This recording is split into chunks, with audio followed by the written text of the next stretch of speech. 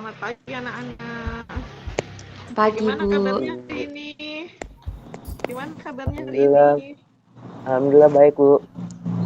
Alhamdulillah. Mudah-mudahan kalian semua sehat ya.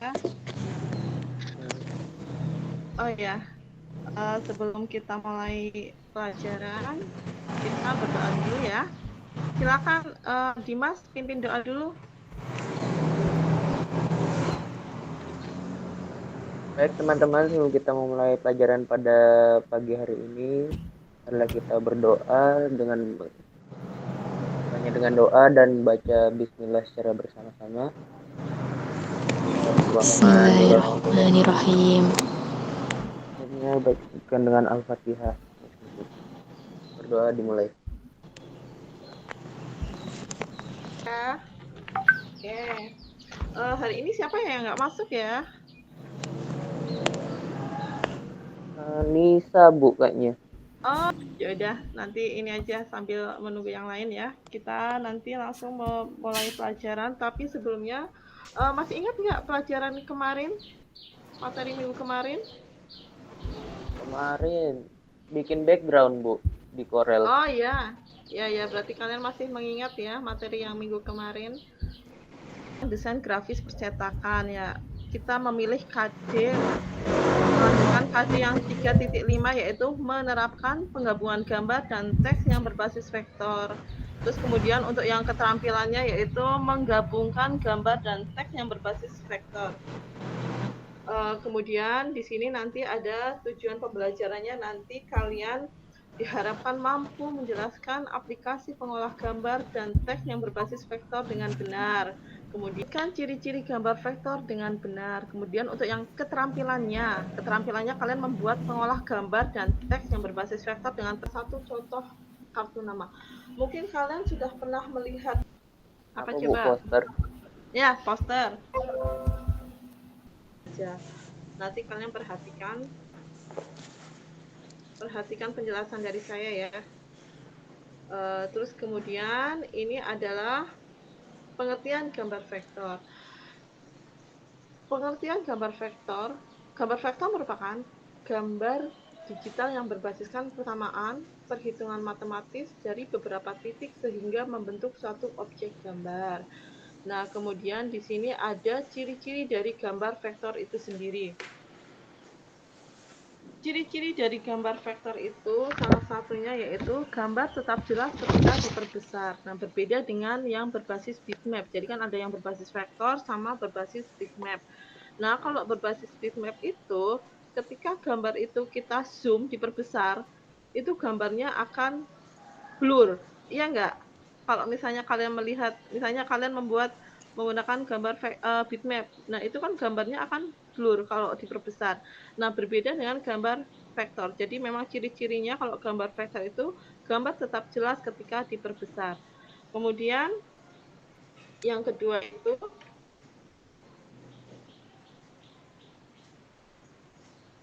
tersusun oleh garis dan bitmap atas titik atau dot. Yang ketiga, kualitas grafis tidak tergantung banyaknya pixel atau banyaknya titik atau dot. Nah, kemudian 4, sifat resolusinya itu independen. Maksudnya itu apa?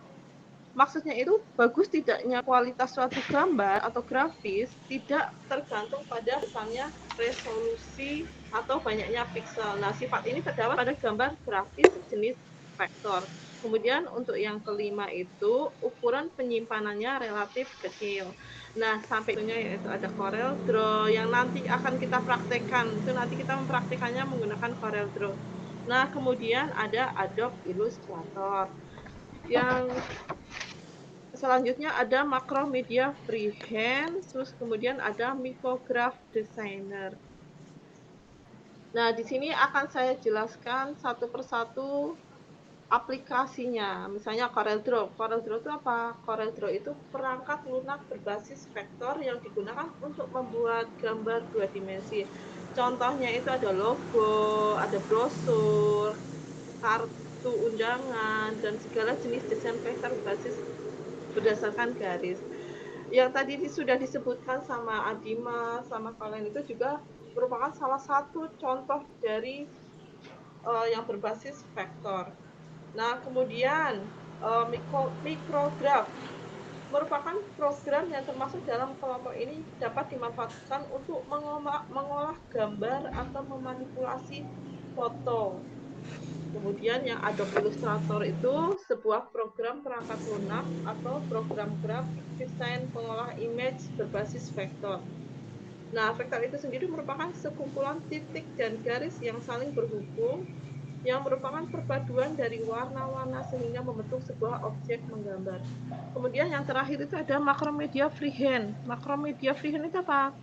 Ini salah satu aplikasi komputer untuk membuat grafik vektor 2 dimensi. Penggunaan lambangnya itu geometris, titik, garis, lengkung, poligon, dan digunakan untuk mempresentasikan gambar yang dikenal dengan pemodelan geometris.